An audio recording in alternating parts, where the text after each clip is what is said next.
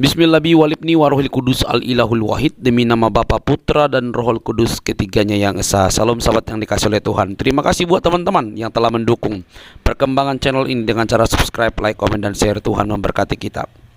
Kali ini teman-teman kita melihat dan mendengar satu pengakuan daripada seorang ustadz yang sering berceramah dan juga membukakan beberapa fakta tentang perjalanannya di beberapa daerah negara yang bermayoritas Kristen tetapi katanya bernilai Islami. Wow, luar biasa. Seperti apakah itu? Dan mari kita lihat dan kita teliti perkataan-perkataannya dengan baik. Di saat sama dia juga pernah mengatakan jangan menguliahkan anak Anda ke luar negeri, ke Inggris, nanti murtad. Nah, mari kita dengar teman-teman, jangan skip supaya kita bisa melihat bahwa ada banyak orang yang bicara itu seenaknya saja gitu ya. Ini dia videonya.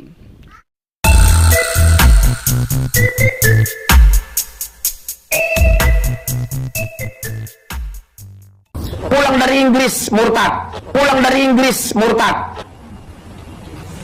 Saya dulu saya bilang, tolong S1 jangan ke luar negeri. Sampai saat tadi malam, Bu, istri saya membujuk saya, sudahlah nggak usah dipikirin, nanti sakit kepala. Karena laporan masuk terus. Betul, Bu. Sampai nggak bisa tidur. Sampai nggak bisa tidur. Saya beberapa televisi, tapi 2 tahun terakhir saya mengundurkan diri. Ternyata jadi orang terkenal itu nggak enak. Di mana saya bertemu, sedang makan, diam-diam dibayarin orang. Dan semua bandara internasional di luar negeri yang saya masuki, tidak ada yang tidak mengenal saya. Kalau di Pekanbaru saya kurang terkenal. Makanya yang hadir ini sedikit. Saya mendarat di beberapa negara luar negeri, Pak. Keliling beberapa kota. Tidak ada satu bandara pun yang tidak mengenal saya. Saya kaget juga, rupanya pengaruh YouTube itu. Makanya tamu-tamu saya dari Jerman, dari Swiss, dari Belanda datang ke rumah saya. Hanya ingin bertemu 2 jam, setelah itu kembali terbang ke Eropa. Subhanallah. Sedih ya di Indonesia ini. Saya udah dibilang, Pak Munjir, kasihan Bapak di Indonesia. Terus kemana saya? Diminta saya tinggal di Oxford, di London. Lebih enak tinggal di Eropa itu. Saya baru pulang dari Eropa. Kotanya bersih, sungainya itu penghormatan luar biasa. Pas kita tinggal di restoran, sudah 2 jam kita meninggalkan kota, ditelepon. I'm sorry, Mister. Your name ini? Yes. From Indonesia? Yes. Mohon maaf, Anda berhenti, nanti dari restoran mengantar tas, uang segala macam tanpa biaya. Subhanallah. Saya pernah dulu tinggal luar negeri. Saya colokin HP di apartemen saya hampir 80 lantai. Yang tinggal sekian ribu orang. Kami muslim hanya berapa orang? Bisa dihitung dengan jari. Dicolokin, berangkat jam 8 saya seminar. Astagfirullah, HP tinggal. Bayangan saya di Indonesia. Pasti hilang nggak itu? Pulang jam 8 malam, HP masih dicolokan di lobi. Negara kafir tapi Islami. Kita negara Islam tapi sifatnya bukan akidahnya. Betul. Pernah ke Amerika? Belum ya, kasihan. Di New York, di Washington, di sana rumah nggak ada pagar, Pak. Di sana tidak ada RT RW. Kalau kita masuk ke komplek, orang Indonesia, Mister. My name Munzir, semua orang. Mobil saya ada 2, platnya ini dan ini, nomor HP saya ini. Sudah melapor sama tetangga. Kalau jam 12 malam ditemukan plat mobil berkeliaran depan rumah kita, kepergok sama tetangga. I'm sorry, Mr. Munjir, sepertinya ada mobil berkeliaran bukan mobil Anda di depan rumah. Tolong diwaspadai. Hebat nggak itu? Masya Allah. Bulan 4 ini insya Allah saya diundang ke Florida, Amerika. Ikut nggak? Bayar sendiri. Luar biasa lah. Kalau bicara nyaman, lebih nyaman kita tinggal di sana. Di sana rumah nggak ada berkunci. Musim dingin, kemarin saya ke sana musim dingin, suhu -6. Itu -6 sampai -20. Orang barat, orang bule Amerika biasanya ke luar negeri, ke Bali. Saya tanya, Indonesia? No. Yang tahu cuma 2 kota dia. 2. Apa itu? Pertama Bali, kedua Lait Coba, paling ketiga Jogja. Pangean? No. Apalagi Tembilahan, betul? Yang tahu mereka maksimal 3 kota. Bali, Jogja, Lait Coba. Betul, silakan ke Amerika, ke Eropa. Yang kenal cuma 3. Oh ya maaf, sampai jam berapa ini? 10 menit lagi ya. Kita sambung aja. Tahun 2021. Kita teruskan. Ya. Jadi jalan-jalan di sana mereka tidak ada terkunci rumah. Kalau antum pulang ke Pangian, Taluk Kuantan, Kerengat, rumah nggak dikunci, pulang Lebaran, masuk nggak orang? Jangankan terkunci aja dibongkar, apalagi nggak dikunci.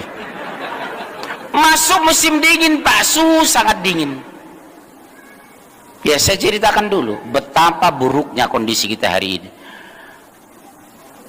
Ada orang Indonesia lewat di sana, anybody home, nggak ada orang.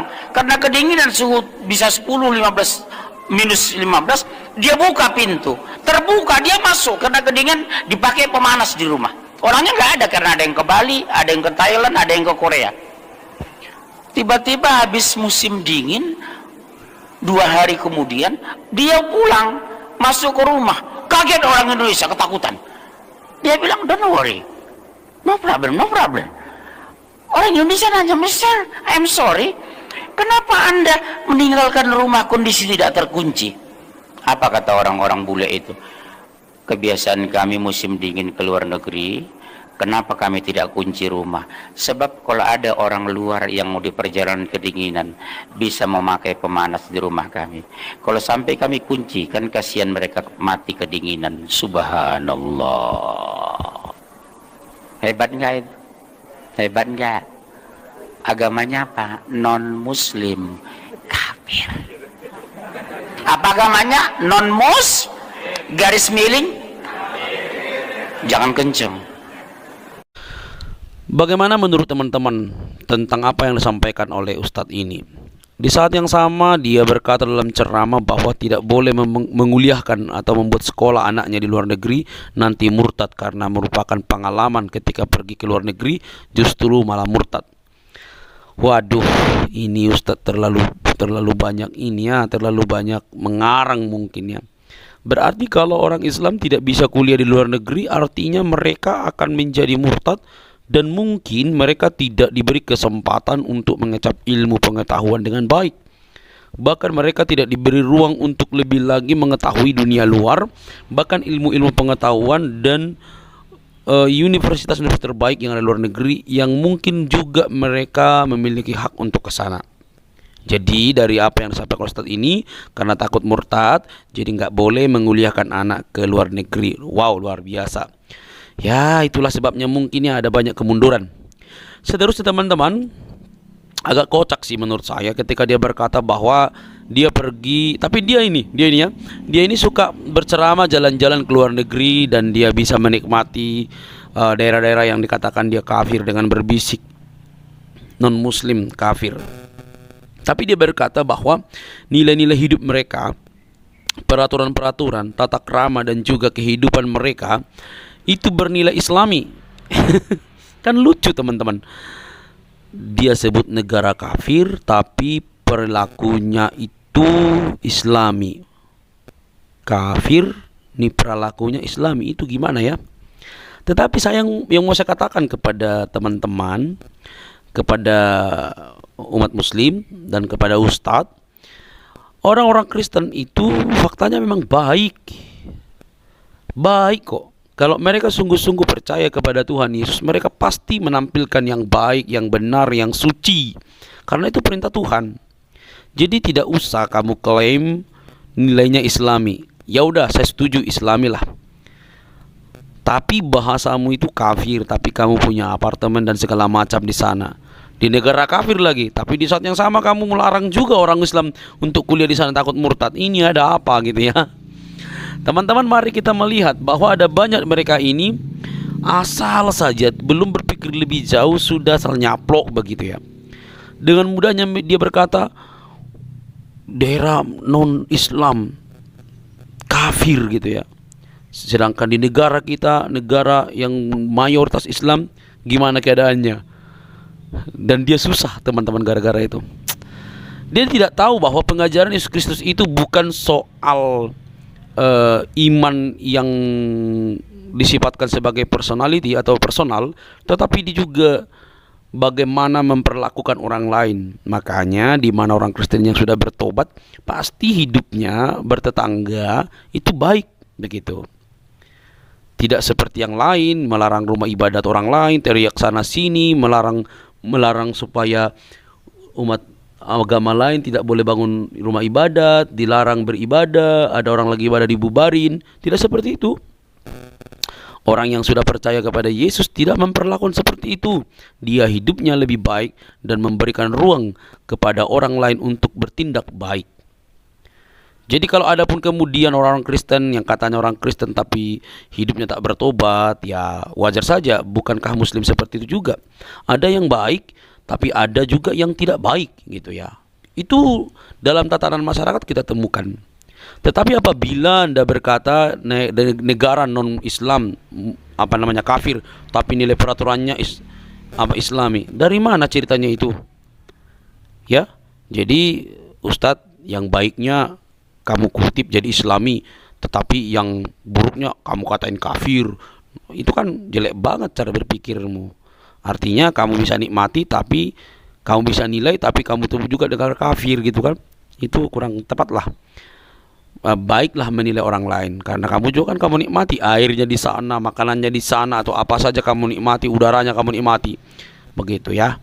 Jadi menjadi seorang ustadz itu jangan mudah sekali mengklaim, bahkan juga menyamakan, bahkan mencomot, oh itu Islami gitu ya, karena kamu lihat baik. Jadi kalau yang buruk di negara Islam itu Kristiani gitu, enggak lah. Itu makanya saya bilang, kalau kamu nikmati di negara-negara lain, baik itu yang mayoritas Islam, mayoritas Kristen, negara yang mungkin mayoritas Islam, Kristen, jangan kamu pakai istilah-istilah itu. Nikmati air, udara, dan seluruhnya dengan terus bersyukur kepada Tuhanmu bahwa kamu diberi kesempatan ke sana. Ya, jadi semoga kita cerdas, jangan mudah dibohongi, jangan mudah mendengarkan dan tertawa terbahak-bahak tanpa nilai yang membawa kita kepada kebenaran dan fakta. Sampai di sini video saya teman-teman. Jangan lupa untuk mendukung saya dengan cara subscribe, like, comment, dan share. Sampai ketemu di video selanjutnya. Bye bye.